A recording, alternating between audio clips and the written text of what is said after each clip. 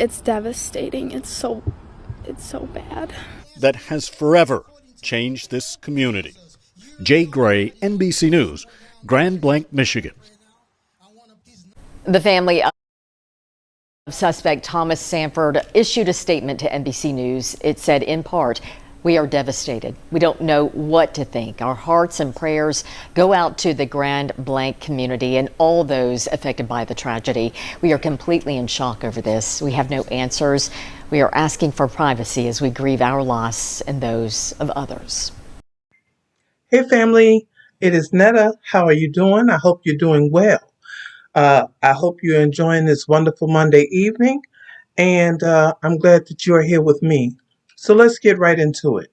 This video is going to be about how white supremacist groups like Aryan Nation groups and things like that have increased in America. If you notice, family, there has been an increase in mass shootings, in churches, in just everywhere. Restaurants. We had one a couple of days ago where the guy was on the boat and he was shooting at the people at a bayside restaurant or a dockside restaurant. Then we had the one just happened a day or two ago where the guy drove his truck into a Mormon church, I think it was, and started shooting people and, taking people out. So there is an increase in this behavior. And I wanted to go to a couple of resources to find out what's going on. So my question was to ChatGPT, has white supremacist groups increased in America? We already know this answer, but we just gonna roll with it, family. And ChatGPT says yes, by many accounts, white supremacist groups and related activity have increased in various ways in the U.S. though the picture is complex, okay? It says what the evidence says. Propaganda and public incidents rising. The Anti-Defamation League has reported that white supremacist propaganda incidents have hit record highs. For example, in 2023, there were almost 8,000 incidents. That was a 12% increase from 2022. Now, in 2023, there were 282 white supremacist organized events, which is about a 63% increase from 2022's just 173. And it's not just, that's still a lot. The Southern Poverty Law Center reports that there was a sharp rise in certain kinds of white nationalist groups from 22 to 23, up from about 109 to 165. Influence and normalization. Even in places where the number of groups is stable or slightly lower, the messaging and reach of white supremacist ideology appears to be growing. This includes influence in politics, social media, protests, debates over diversity, equality, and equity and inclusion. Experts say that white supremacist groups are using lower risk tactics more often: propaganda, small public displays, flyers, online outreach, rather than only large organization demonstrations, which can evade detection and build spread. Hmm. Family, I'm going to say this. It says a little bit more, but I'm just going to stop it there. This government knows that there are white supremacist groups that are the cause for a lot of hate crimes, lynchings, unalivements, and all of the things that accompany those kind of groups. We know what the Ku Klux Klan was and what they did.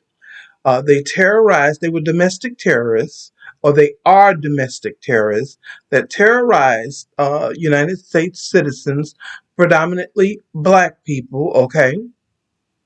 And, went into their neighborhoods, our neighborhoods, and uh, uh, provoked our people, sabotaged, lynched, everything that we can think of. Family, we have to understand that we are living in a time within the states of America, the United States of America, that these kinds of things are not frowned upon. Okay, no, they're not. Our government and elected officials, especially on on both sides. Okay, I'm just going to say on both sides. Uh, they uh, they protect these people.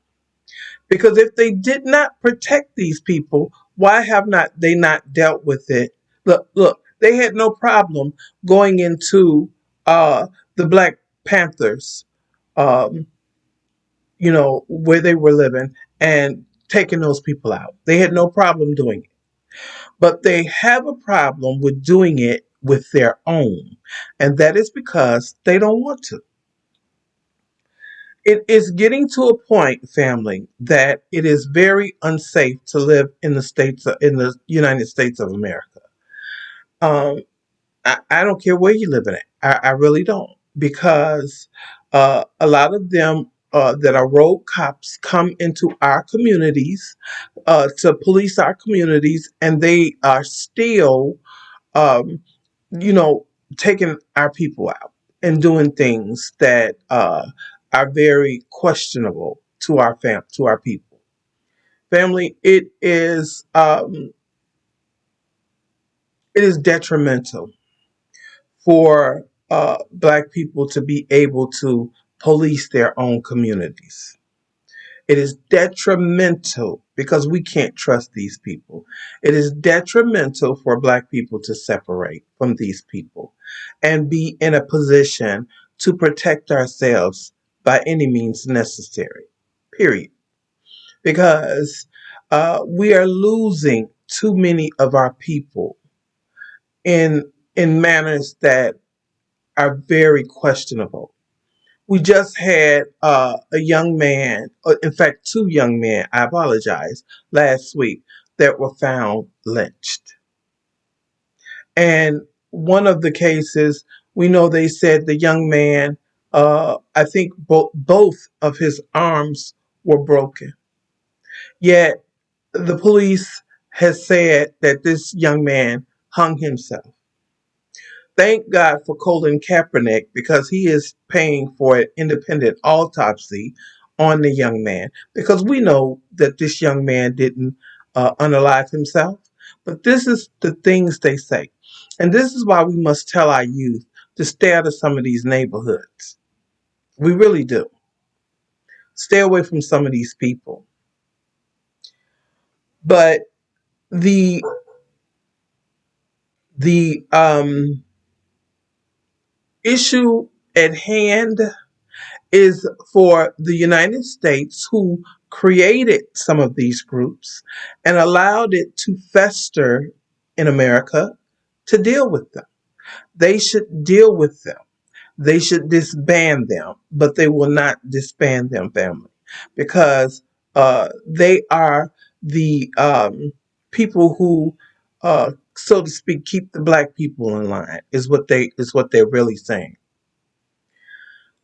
It has gotten really dangerous out here, and I'm gonna say, family, we have to be very, very mindful of our surroundings and where we are and the things that we are doing. I pray for you all. I pray that you all are safe, and your children and your grandchildren and everyone in your families. But I also say we have to also learn to move in a certain way.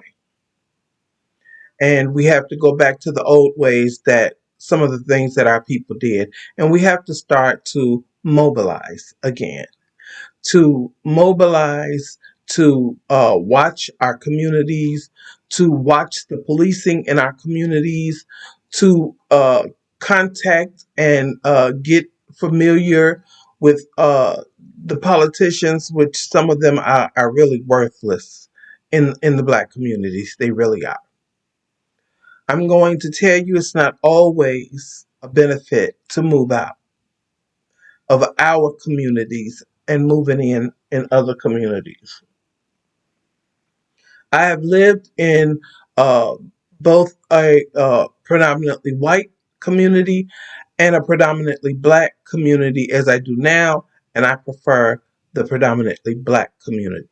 I feel more comfortable around my own people, and that's where I will stay. But I would say that there's a lot of things that we have to work on so that we can begin to, ensure that our people are safe. And I really pray that we can all do that together. But I thank you, family, so much for joining me. Please like, share, and comment. And if you're not a subscriber, please become a subscriber. I think you'll enjoy this channel. And if you are a subscriber, we thank you so much for hanging with us. We are trying to come out more and have more videos for you guys and things like that. So we appreciate you. That's what I'm trying to say. We appreciate you. All right, guys. Peace, love, and blessings, and have a blessed night. Thank you. Take care.